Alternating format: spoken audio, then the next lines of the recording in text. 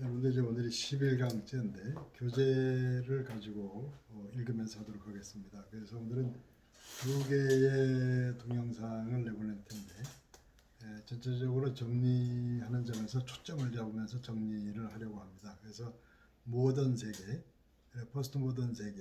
그래서 이제 첫 시간에는 그 모던 세계의 그 사상적인 초점, 두 번째 시간에는 포스트 모던 세계, 그렇게 보기 위해서 그 교과서에서 먼저 121쪽을 먼저 보면서 가도록 하죠.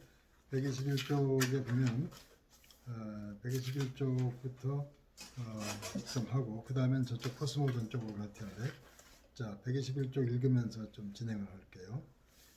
121쪽에 모던 세계의 태동, 모던 세계, 모더니즘 세계가 어떻게 일어나는지. 자, 어느 날 이미 중년기에 접어들어 그의 경력이 중진으로 향하고 있던 저명한 독일의 한 철학 교수가 영국의 회의주의자인 데이비드 휴메의 책 한 권을 접어들었다. 휴메의 논문의 영향력은 잊을 수 없을 만큼 그에게 큰 정신적 충격이었다. 그 책을 읽고 있었던 그 독자는 임마누엘 칸트였는데, 그때 그는 자신의 독단주의의 잠에서 깨어나게 되었다고 말했다. 칸트는 흉이 보여주었던 철학적 막다른 골목으로 자신을 밀어넣었다. 그의 노력은 열매로 나타났다. 그에 대한 응답으로 칸트는 중세 이래로 가장 불후의 명작이며 가장 영향력 있는 철학적 저술로 꼽히는 그의 책 순수이성 비판을 썼다. 이게 18세기 말이죠. 이 책의 출판은 모더니티의 정거장에서 마지막 지지물로 자리를 잡았다. 그러니까 모더니즘의 마지막 작품, 기념비적인 작품이라고 하는 건데요. 그 다음에 결국 그것이 무엇이 되었든지 간에 당시 널리 통용되고 있던 모던 세계관과 계몽주의 프로젝트에 대한 반동으로서 포스트 모더니즘이 시작되었다. 그러니까 칸트의 순수이성 비판이 어찌 보면 그 모더니즘 세계의 마지막에 등장한 그런 책이라는 건데, 자, 이러한 이유에서 만약 우리가 포스트 모던 항목을 이해하려고 한다면 우리는 현대 사상가들이 그렇게도 맹렬하게 반응하였던 모더니즘의 사고, 그 이제 모더니즘의 사고가 뭔지 다시 한번 정리하려고 해요. 우리가 여러 번 이걸 했습니다. 그런데 모더니즘의 사고에 대해서 반복하고 다시 보면서 결론을 짓고, 그 다음에 포스트 모던 사고도 한번 보고, 그 다음에 이제 기독교적인 방향은 어떻게 잡을 것인가, 이렇게 해서 결론으로 가야 되겠죠. 자, 이제 그 자료를 보세요. 모더니티에 대한 르네상스의 토대. 르네상스, 이제 르네상스에 대한 얘기가 나올 텐데, 르네상스가 원래 프랑스에서 불어에서 나온 단어죠. 르네이선스, 영어에서 르네이선스 할 때 르는 다시 살린다 할 때 알리에 해당되고, 네이선스 살린다, 생명을 다시 살린다. 그런데 뭘 다시 살리느냐가 문제예요. 이게 중세의 교회와 교리와 그런 어떤 그 교회적인 체제에 가려져 있던 어떤 그 인간의 본래적인 무언가를 살려낸다. 근데 본래적 인간의 무언가라고 할 때 그건 이제 기독교 이전에 그리스 로마 철학과 관련돼 있어요. 그래서 르네상스는 기독교에 대해서는 다분히 이제 반론적인 입장을 많이 가지고 있는 의미에서의 인간적이죠. 그 다음 내용을 보세요. 대부분 역사가들은 모던 시기는 모더니즘, 계몽주의가 전쟁으로 황폐화된 유럽의 새로운 희망을 가져왔을 때 시작되었다고 주장한다.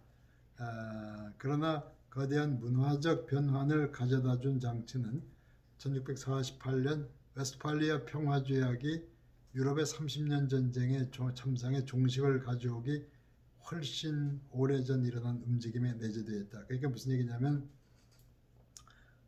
모더니즘, 모던 시기는 생각보다 이미 오래전부터 배태되어 있었다. 오래전부터 그 근거를 볼 수 있다. 그 내용 보면 그보다 한 세기 전에 르네상스 사상가들, 그러니까 르네상스 사상가로부터 시작됐다고 보는 거예요. 과학적 방법에 뿌리를 둔 원리를 제시하고 로마 가톨릭 교리 회의 정치문화적 지배를 약화시킬 수 있는 힘을 제시하면서 이미 인간을 실제 중심에 올려놨다. 그러니까 그 르네상스는 인간을 살려내서 인간을 가운데 갖다 놓은 거죠. 그 전에는 성직 중심, 교회 중심, 교리 중심, 신학 중심 거기에다가 인간을 갖다 놨어요.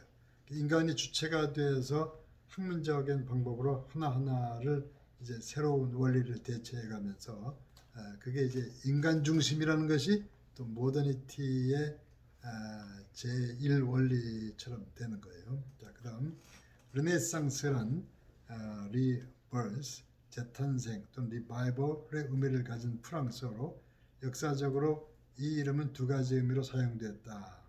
먼저 이것은 고대 그리스와 로마 문명의 고전적 사조의 재탄생, 그리스 로마 문명의 탄생, 또 한 소위 암흑시대라 불리는 시기 이후에 학문의 부흥.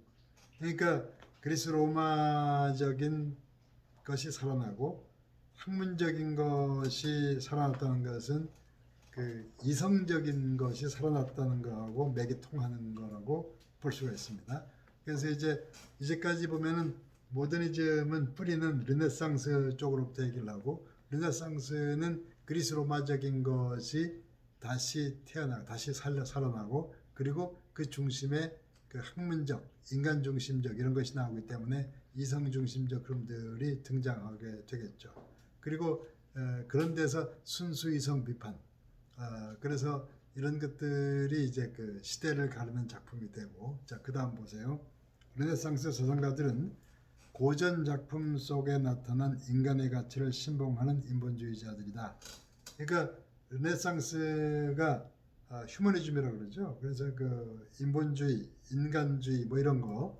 그래서 그 사실은 여러분들이 인간적이다라는 말이 경우에 따라서 좋은 말도 되고 나쁜 말도 될 수 있어요. 예를 들어서 비인간적인 범죄 현장에서 인간적이라 하는 건 좋은 얘기죠. 그런데 그 신앙적인 입장에서 겸손해야 될 때 가서 인간적이라 하는 것은 비신앙, 반신앙을 의미하고 그래서 맥락에 따라서 다른데 그래서 그 중세의 어떤 교리와 제도적 부패와 성직의 횡포 같은 분위기에서 인간이 상실되어 있던 데서 인간을 다시 살려낸다는 것은 그 시대로서는 약간 반항적이지만 뭐 일리가 있는 얘기겠죠. 그런 의미에서의 르네상스가 이제 시대의 큰 흐름이 되고 그 르네상스가 가지고 있는 인간 중심 그리고 학문에 대한 관심 이미 다시 살아나고 이런 것들이 모더니티의 근거점 같은 게 됐다고 보는 거예요. 자, 그다음 덧붙여 고전으로의 회귀는 플라톤주의나 신비주의에 찬성하며 중세 아리스토텔레스 철학에 대한 거부를 포함하는 것이었다. 그러나 무엇보다도 이러한 지식인들은 그들 주변 세계의 작동에 관심을 제한한 것이고 그것에 의하여 모던 시대의 진취성의 기초가 세워졌다. 그래서 플라톤이나 신비주의에 찬성하고 아리스토텔레스 철학에 대한 거부를 포함한다고 할 때 아리스토텔레스 철학은 중세 로마 가톨릭의 그 로마 가톨릭 신학이 바로 그 아리스토텔레스 철학의 골격에 근거를 둬요. 그래서 토마스 아퀴나스 같은 그런 신학자들은 이 아리스토텔레스 철학을 중심에다 둔 거죠. 그러니까 그것을 거부하고 플라톤이나 플라톤적 신비주의를 추구했다는 건 뭐냐면은 큰 철학적인 도구가 바뀐다는 거고 그래서 어쨌든 간에 중세적인 분위기 거부 속에 그 아리스토텔레스 철학에 대한 거부도 포함되어 있다. 이 정도 이해하고 그 다음으로 가죠. 여러 측면에서 볼 때 르네상스 시대 사상가의 최고봉은 영국의 철학자이자 과학자이던 프란시스 베이컨을 들 수 있다. 르네상스 시대에 여러 저작들이 있음에도 불구하고 베이컨은 이성의 시대의 시작 부분에 서 있다. 그러니까 베이컨은 이성을 강조했다. 뭐 이렇게만 기억하고 경험주의자죠. 이러므로 어떤 점에서 그는 르네상스에서 계몽주의 시대로 전환을 이루었던 사람이 베이컨, 프란시스 베이컨 이 정도 기억하시고 그 다음에 베이컨은 그를 이어 등장한 계몽주의 시대 사상가들이 그랬던 것처럼 수학을 자연과학의 중심에 놓지 않았다. 그럼에도 불구하고 그는 모던 시대의 첫 과학자 중 한 사람으로 높임을 받는다. 그는 새롭게 출현한 과학적 방법을 견지하면서 실험을 강조했다. 여러분 실험은 실험에서 경험한 것을 실험한 결과를 이렇게 추론해서 공식을 만들어내는 방법이 있겠고, 경험이나 실험 이전에 선험적인 게 과학에 중요한 게 수학이죠. 수학은 예를 들어서 3 더하기 3이 6인 줄 알면 9 더하기 9는 18인데 1000 더하기 1001 같은 거 일일이 경험하지 않아도 선험적인 수학적 법칙이 있잖아요. 그 선험적인 합리적인 그런 이성이 있고, 경험주의적 이성은 여러 경험적인 사실로부터 공통적인 하나의 결론을 지어가는 방법이 있고, 그래서 프란시스 베이컨은 경험주의적 이성 이런 쪽이고, 데카르트의 어떤 대수학적 이런 이성은 합리주의적 이성이고, 그래서 대륙의 합리주의, 영국의 경험주의 뭐 이런 식으로 좀 분류는 되지만, 어쨌든 그 다음으로 좀 넘어가 봅시다.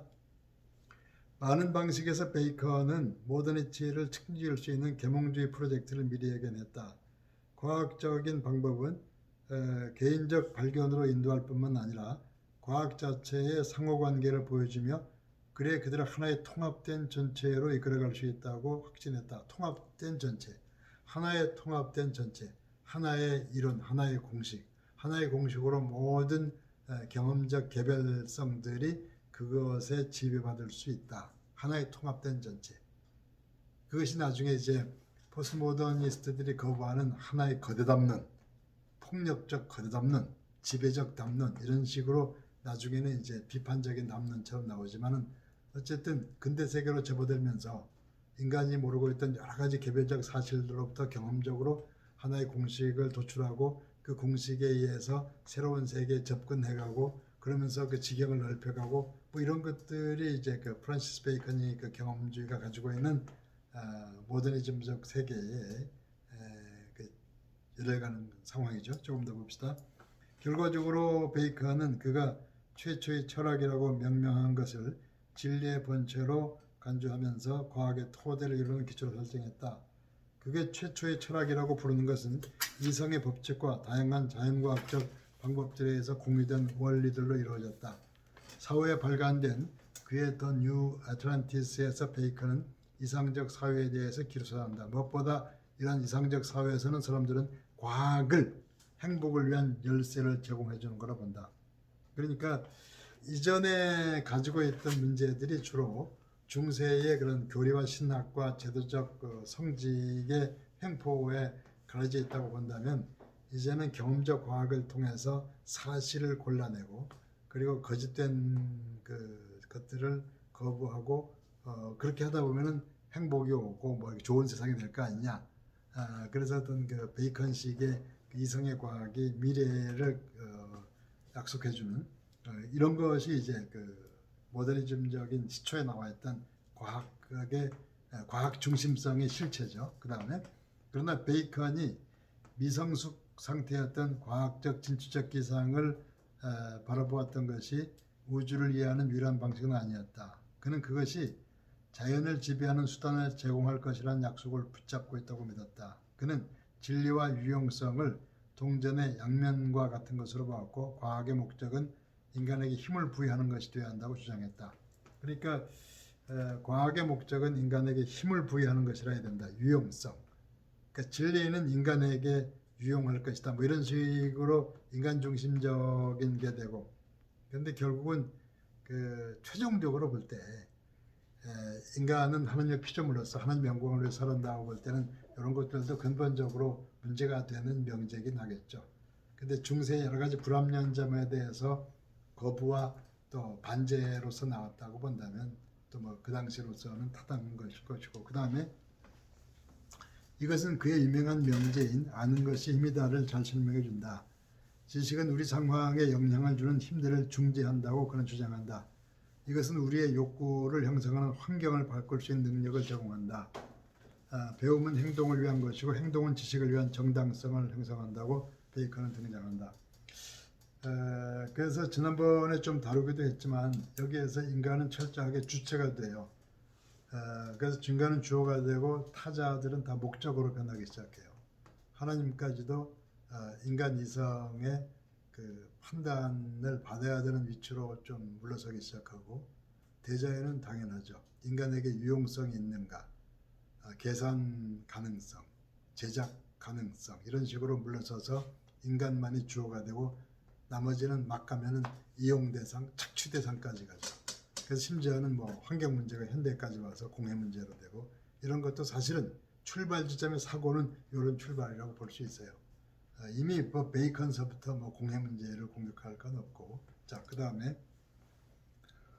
이러한 이해는 베이컨으로 하여금 인간은 자연을 뛰어넘는 힘을 행사하기 위하여 자연에 감춰진 것을 발견하려 한다고 생각하게 만들었다. 그래서 그는 우리의 이익을 위하여 우리의 환경을 바꾸는 수단으로 과학적 방법을 이용하는 적극성을 예견했다.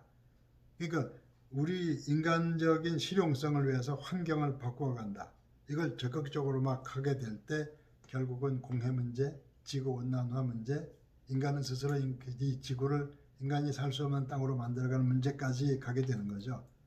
물론 시초는 그 과거로부터 빠져나오는 그 지점이지 더 막 나간 지점이 아니기 때문에 조금 더 봅시다. 베이컨의 비전은 모든 과학기술 사회를 위한 토대를 제공했다.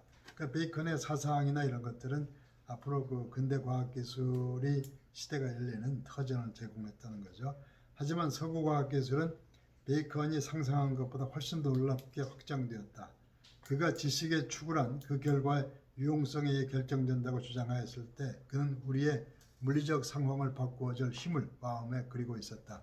그는 우리가 기술적 지식이라고 부르는 것을 추구해야 한다고 주장했다. 하지만 베이컨을 이은 모든 계승자들은 인간 행위와 행동에 적합한 제도적 법칙을 찾으려고 했다. 그렇게 하면서 그들은 행위적 지식을 추구했는데 이것은 우리의 목표에 따라 인간의 행동을 바꾸는 힘을 약속한다.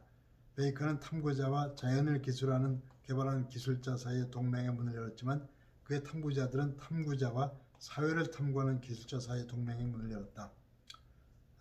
요거는 뭐 또 나중에 이해하고 어쨌든 간에 그 모더니티 세계가 출발할 때에 그 과거로부터 빠져나오면서 그 초기에 어떤 사상적인 분위기가 마련되어 있는지 그쪽에 이제 관심을 가지면 좋을 것 같아요. 베이컨과 다른 이들의 연구 결과로부터 나온 모든 프로그램은 모든 사상가들의 날카로운 응시 아래 나타나고 있다. 예를 들어 미셸 푸코는 베이컨이 가졌던 견해의 어두운 단면에 대하여 우리에게 경고한다. 그는 탐구자들이 사회를 탐구하는 기술자들과 동맹하여 행동할 때 지식은 다른 사람들에 대한 폭력의 형태로 그들을 억압하는 힘을 행사할 수 있다고 주장한다.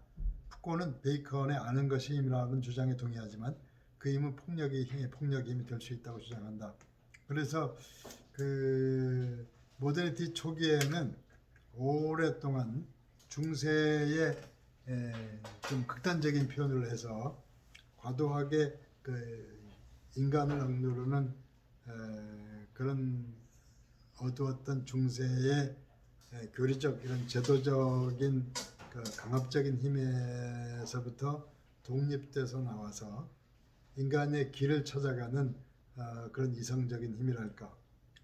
그러면서 이제 인간이 그 이성적인 힘과 경험적 과학적인 실험 방법 같은 걸 통해서 자연 세계에 접근하는 방식이 이전과 달라지게 되죠. 그래서 점점 그 이용, 활용, 실용성, 착취 뭐 이런 식으로 쭉 가다 보니까 그런 이성적인 힘이 어느 시점에서부터 그 폭력화되는 그래서 결국은 그런 그 철학이나 과학이나 전반적인 입장에서 인간 중심적인 것들이 어떤 서구 중심적인 일방적 폭력 같은 것으로 변해가면서 거기에서 그 포스트 모더니즘 시대가 반항적으로 이제 도래하게 되는 거죠. 그래서 푸코는 자꾸 그 폭력 얘기를 많이 해요. 그러니까 모든 것을 통일하고 하나로 가리키는 그 방향성 있는 담론이 결국은 그 하나하나를 억누르는 폭력적인 담론이 된다. 이런 방향이 된 거죠. 그래서 그 모더니티의 시작은 이런 칸트가 나왔고 베이컨이 나오고 그리고 이제 맨 처음에 어떤 어디서 빠져나온 듯한 휴머니즘이 그러니까 옛날 걸 되찾고 빠져나오던 휴머니즘이 점점 진행되면서 인간 중심적 이성은 나중에 어떤 이용, 실용성, 그 다음에 이제 착취, 그리고 이제 그 어떤 폭력성 이런 쪽으로까지 쭉 진행이 되어 나가서 결국 그 푸코가 말하는 거듭담론적인 폭력 같은 얘기까지 오게 되죠. 그래서 이것이 대략 큰 틀로 말해서 모더니티의 그 출발 지점에서 보여주는 문제고, 그 다음에 두 번째에서는 그런 포스트 모더니티의 출발 지점은 어떤가, 그것을 세세한 건 이해가 되지 않더라도 큰 틀에서 모더니티와 포스트 모더니티를 비교하면서 그 다음부터는 조금 더 세세한 강의로 넘어가도록 하죠. 그러면 이건 여기서 마치고 두 번째는 91쪽으로 가서 그 포스트 모더니즘 새 시대가 시작되는 그 초기의 상황을 보도록 하죠.